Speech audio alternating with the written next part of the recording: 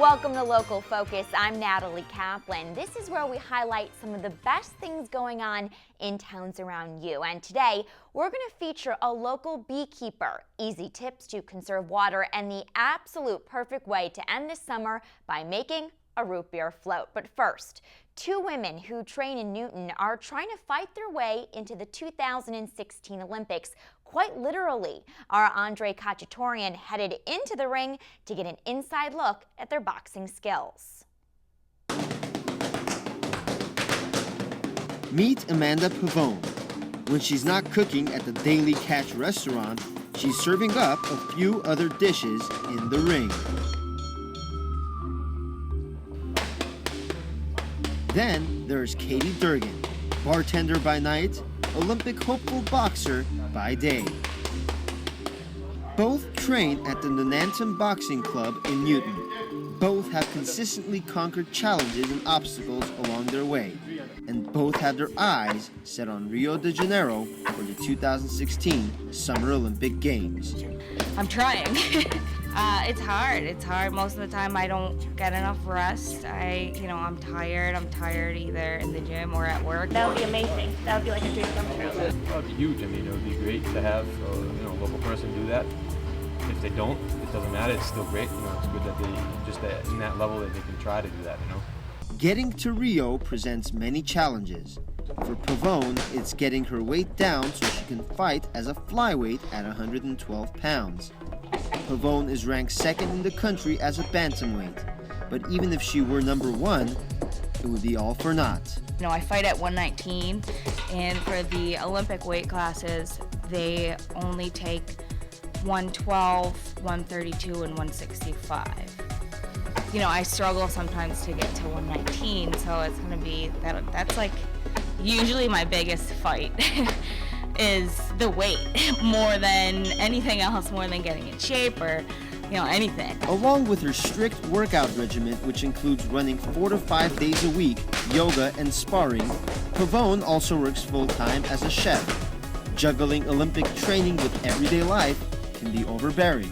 My rest days should be a day that I have off of work, and so I have the whole day to relax, but those are usually the days where I can get the best workouts in, and so that usually doesn't work out, so I'm usually just a little tired.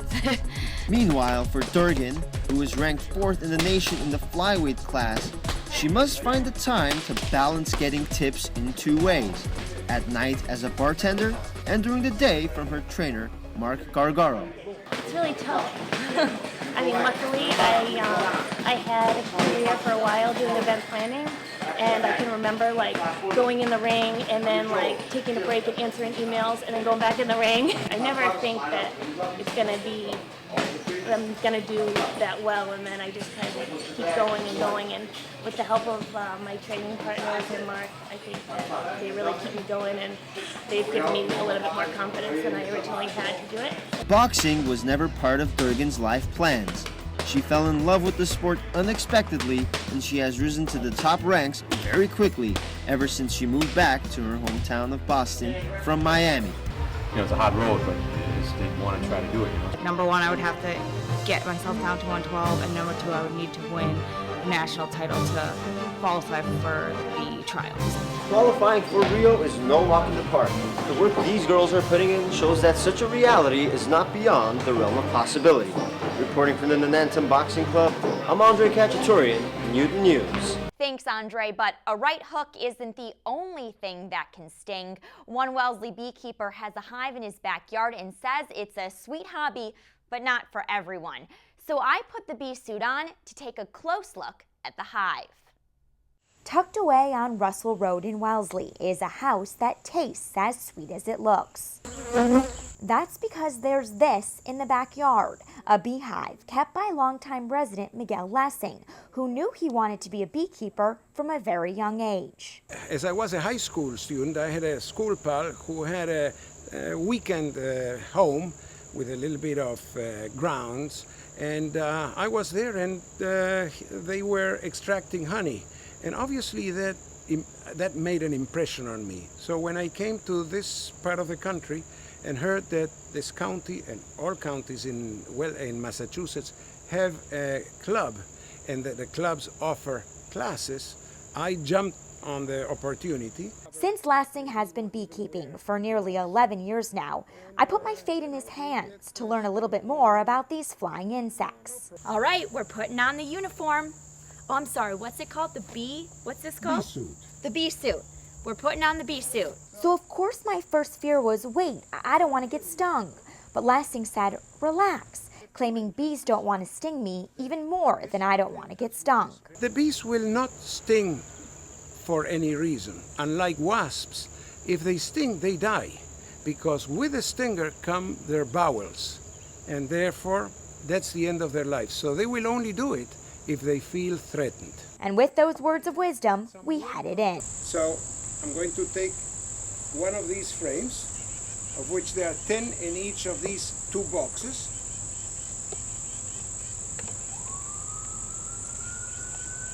And you see, I said that this hive doesn't have much honey, much food for the winter. What you have here are the cells.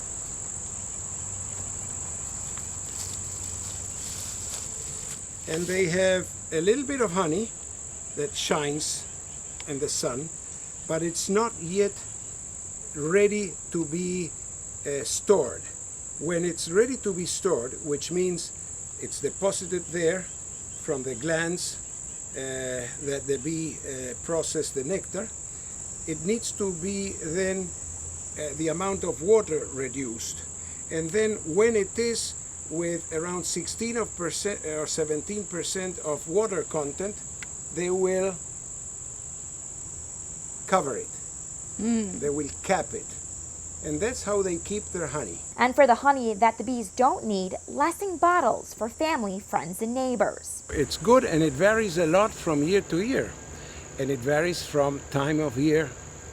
For example, the spring honey is generally not as tasty. It's sweet, but it doesn't have all the undertones that fall honey has or later honey has. So when you go through honey, you can do the same as with wines, you know. There is a little bit of this flavor and sherry, and you know, and people are experts in that. And while it's always nice to have a constant supply around, Lassing is far more fascinated by the way bees work than what they actually produce. Bees are very important to our environment, mostly because of their role as pollinators. But they start when they are born, first as nursing bees. They help nurse and take care of eggs and initial larvae. Then they are cleaners. Then eventually they become guards on the outside. First time that they are really outside, only then they become foragers. I mean, I find that unusual. I mean, we have to be told what to do next. The bees somehow come pre-programmed. In his life for more than a decade, Lassing clearly has a sweet spot for his bees. This is one of my girls. Does she have a name? Yes, if my wife would be in charge. And works hard to make them feel at home. And as you can see, I survived, but I would not recommend getting anywhere near those hives without the proper protective gear. Switching to Needham now, where the town is encouraging its residents to cut back a little and conserve that H2O. Ashley Julier has the details. The water conservation program, it does correlate with the water restrictions. One of the other things that we have to submit in an annual report to the Mass DEP is our average daily consumption per person. It's called a residential gallon per capita day. And so the big push is to have no more than 65 gallons per day per person. And so in the last ASR, the annual statistical report that we submitted to DEP, we're at 66 gallons per capita day per person. So we're very close, and I'm very confident we're going to hit that mark this year. One way the DPW hopes to reach that goal is by making rain barrels available at a discounted price to residents. With the rain barrels, you're kind of killing two birds with one stone. You're conserving water. You know, you're going to use less water out of your tap, less water through your meter, so you're going to save money. So it's a reason there. And then the other thing is the stormwater side of it. You know, a lot of people don't talk about stormwater that much, but it's a real big deal. It's a real big deal here in Needham. You know, if enough people buy them, it's that much less water going into the stormwater system. The rain barrels connect to a downspout and water goes through the top and through a screen to prevent mosquitoes from breeding in the barrel. It also has a spigot, overflow valve, and hose for easy use. Another way to prevent wasting water is using soil moisture sensors. On a rainy day, if you've got a rain sensor on a rainy day, right after a rain event, your irrigation system would still work because it's not sensing any rain in the air, even though the ground may be saturated. With a soil moisture sensor, because it just rained, the soil's going to stay moist. What this would do would be to prevent your irrigation system from automatically coming on until the soil dries up again and says that it needs to be irrigated. This right here is a soil moisture sensor. This right here just is buried under the ground, just probably 3 to 6 inches below the surface of the ground. And as I said earlier, this measures the soil moisture content. And so it ties into this control box right here, which in turn ties into the control panel for the irrigation system. And that's basically it. It takes probably about a half an hour, I guess, to hook these things up, and that's it. They're good to go. Rain barrels and soil moisture sensors can be purchased at the DPW Administration Office by calling 781-455-7550, extension 306. For more tips on conserving water, go to the Water, Sewer, and Drains Division on the town's website. For the Needham Channel News, I'm Ashley Julier. The Belmont Women's Club is organizing a fun after-school activity for kids. They're going to be offering dance lessons for students starting mid-September at the historic Homer House. Franklin Tucker sat down with an organizer to find out more about the program. Well, it's the Belmont Assemblies, and these are going to be social dance classes for rising 5th and 6th grader boys and girls in Belmont, and we're really excited about it. Well, I think there is an underlying hunger for just using your body and interacting socially face-to-face with people, and these classes are like another skill to put in your toolbox. You never know when you're going to get invited to a bar mitzvah or a wedding or a prom in the future, and it's just another life skill to give. So tell me about the classes themselves. What will these children learn? Sure, well, they're going to learn the basic traditional dance steps, but also and what are those? the foxtrot and the waltz. Okay. But also there are modern dances, incorporated salsa dancing, line dancing. So it's just a lot of fun, and our instructor is just the premier instructor in the greater Boston area. We're so lucky to have him. What else can we learn besides dancing and interacting? Is this just another way of maturing children? Yes, I think it's to give them some confidence in a social situation. It teaches them the fine points of etiquette, of how to deal with the opposite sex in a social situation, and just be comfortable with it and have fun with it. We want the kids to have fun with it. And these will be done what day of the week will these be done? What time? This is Thursdays starting September 18th. Mm-hmm. And the options are a 4 o'clock class, it's a 1 hour class, 4 to 5, or 5:15 to 6:15. Okay. It's a nice after school option for parents. And is there a cost to this? There is. We have tried to price them in a moderate way, so it's 8 1-hour classes for $125, which I think works out to be a reasonable price. And I guess you're looking for boys also. We are, of course. When I was a youngster that age in Belmont, we did have a Belmont Assemblies, and girls looked forward to it. I think there's a sense that boys don't want to do this, but I remember my brothers were very happy to get dressed up and go and learn to dance and be able to dance with girls in a kind of non-threatening atmosphere. So these are common sense etiquette. This is not something where you have Emily Post coming back from No. with a ruler. It's casual. It's not going to. It's like not answer your cell phone when you're eating or something like that. Right. I think it's just going to be what naturally happens in a social situation, and so we're just happy to bring the assemblies back to Belmont, so to speak. Now, if dance classes aren't for your kids, the Waltham Boys and Girls Club just unveiled a new basketball court, and we were there to check it out. We had a wonderful day today. We got to celebrate the mayor's birthday. And then we had a wonderful barbecue that was served by our board members and the mayor. And then we got to open up our beautiful new court that was donated by the Shamrock Foundation and Karen Demoulas. Well, as you may know, the Boston Celtics training facility is right here in Waltham. We're just up the street, so we're actually neighbors of the Boys and Girls Club here in Waltham. And we were happy to participate in sponsoring the rebuild of the court and some of the graphics around the court.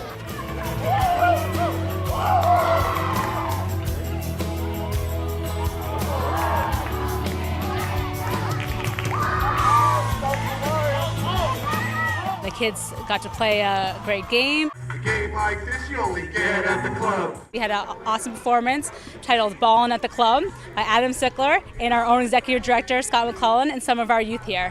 When I'm on the beat, take the heat. Rapping is our power. If you've ever been to Watertown's beloved Victory Field, you probably know that there's room for improvements. Well, the town's recreation department has unveiled its plans for renovations, and the director gave us a tour of the field. Hi everybody, Pete Santola, Director of Recreation, representing the town of Watertown at the beautiful Victory Field here on an early fall day. Just want to take this opportunity to go through the Victory track, field and court renovation tentative plans. This is a draft plan put together by CDM Smith, our design consultant, and we're very excited to have the public come in and meet on September 11th at 7 o'clock. Or September 17th at 7 o'clock at the Watertown Savings Bank Library in the Watertown Library. I think it's important for all residents and those interested in the project to kind of review exactly what is being proposed. And what I'd like to do is just go step by step. First thing, 28 new parking spaces. For those of us who are down at Victory a lot or use Victory know what a traffic jam this is, and we could definitely use some additional parking spaces. The track and field in 2006 was identified as being problematic and having to be reconstructed. So we're going to have a state-of-the-art track and field.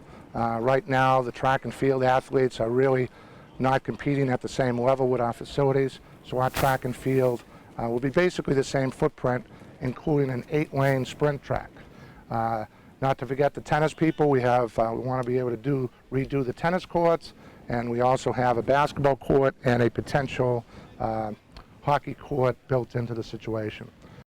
Tot lot resurfacing. 3 years ago, the tot lot was identified as being resurfaced, and so that's part of the project to resurf the tot lot.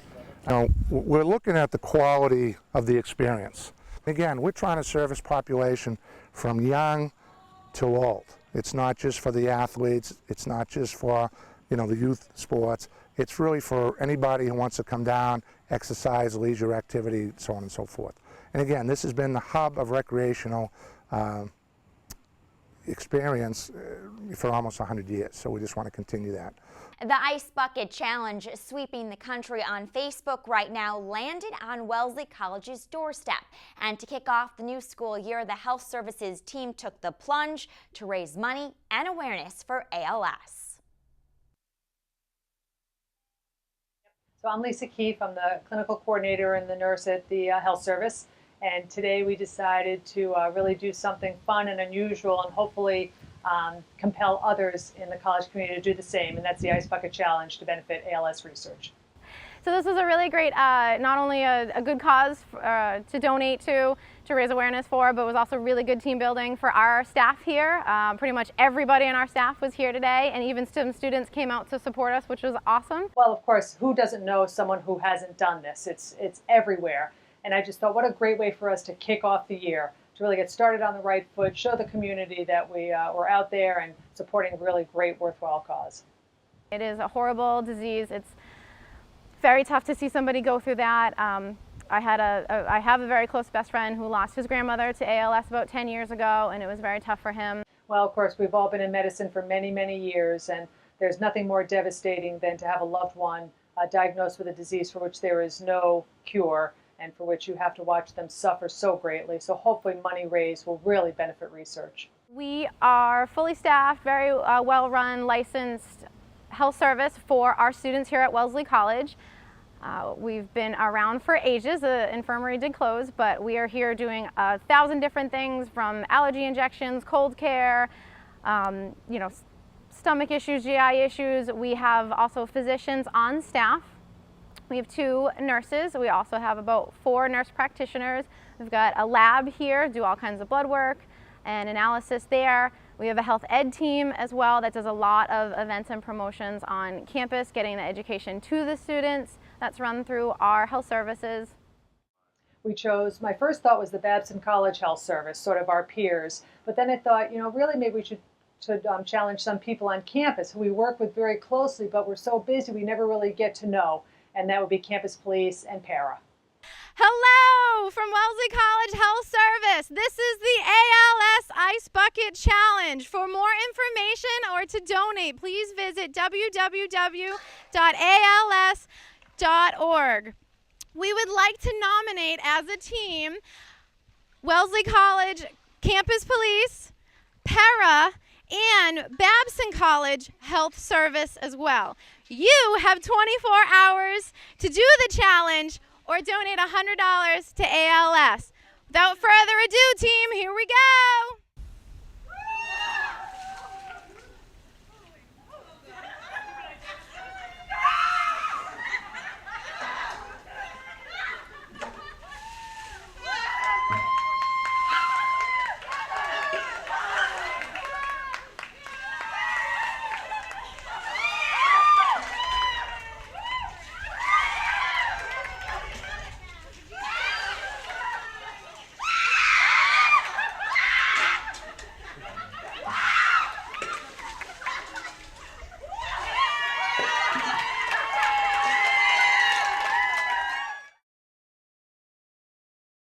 Waltham is hosting a big fundraiser for melanoma on September 20th, and some familiar faces are speaking out about why you should be there.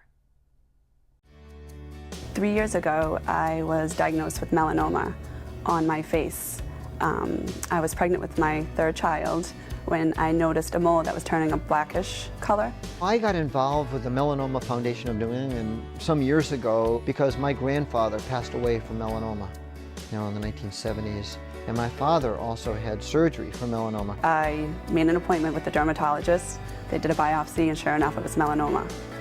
So I had to go back in, and they had to do a 3-inch incision to remove the melanoma. Melanoma, which is the deadliest form of skin cancer, is one of the few cancers where the death rate is rising in America. I want to invite you to join me on Saturday, September 20th from 9 a.m. to 12 noon for the 5K Run Walk for Hope in Waltham. It's going to be a great day for the city of Waltham. We have a 5K run walk for all ages. We have a fun run for children. There's going to be great prizes for the top fundraisers. So we are asking for fundraisers, sponsors, volunteers, runners, all to participate. You will see a facial scanner there that is great to be able to detect early skin damage.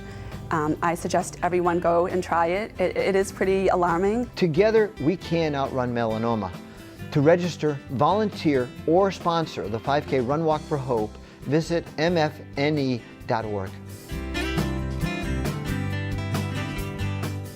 Finally, today, I think we've saved the absolute best for last, or should we say the most delicious. Weston's Media Center is running a special series called Weston Drinks, showing off local residents' favorite concoctions. And today, we're going to learn how to make the perfect root beer float.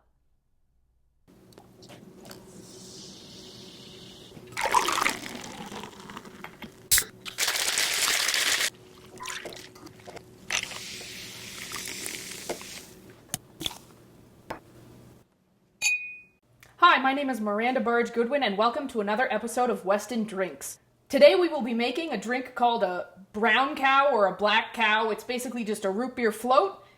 So let's get started. we're going to just take our ice cream scoop, and we have here vanilla ice cream from Costco. You get it. It's massive. It's delicious, and you should all get some. So you're just going to take a scoop like this, and you're just going to kind of dump it in your cup, and you just hope it comes out of your your scoop. And then you're going to just do this for all of them. You're going to just take a large scoop, make sure it gets in there, and then we will be taking our root beer and pouring it on top. It's a simple drink. It's delicious and great for summer, and it just tastes awesome. Today we have two different kinds of root beers from local stores. We have this Tower root beer from Dorchester, Massachusetts. It's local, it's delicious, and you should all go get some. They sell it at Russo's, and it's amazing. And we also have this root beer from Ogilvy's. I'm not sure who makes it, but they bottle it and they process it themselves, and it also tastes great. So we're just going to go ahead and pour it on our ice cream. So let's get started. And it's just fizzing, and it looks great, and it's just an amazing, really great drink to have during these hot summer months. To taste our root beer floats today, we have two special guests. We have Nathan Schur and Peter Constable. Welcome. Hi. Hi. How are you?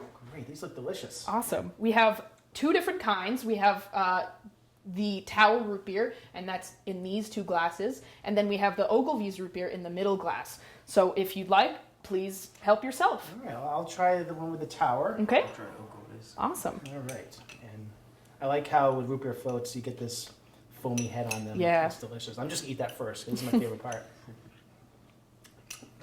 Yeah. That's amazing. So, here we go. Well, I usually take a bite of the ice cream and take a sip. Get it all together.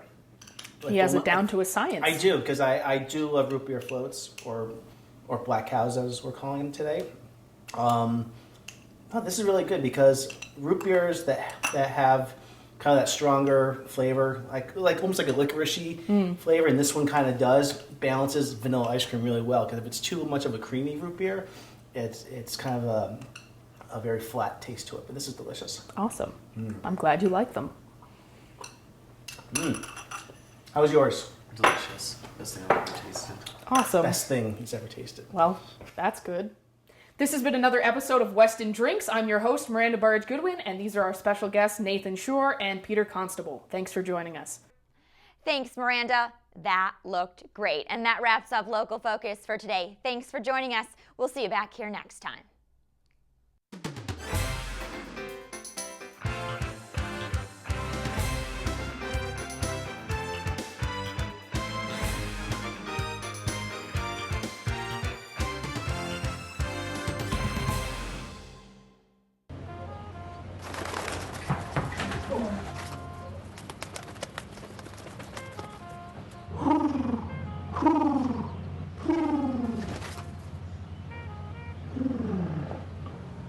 Be free.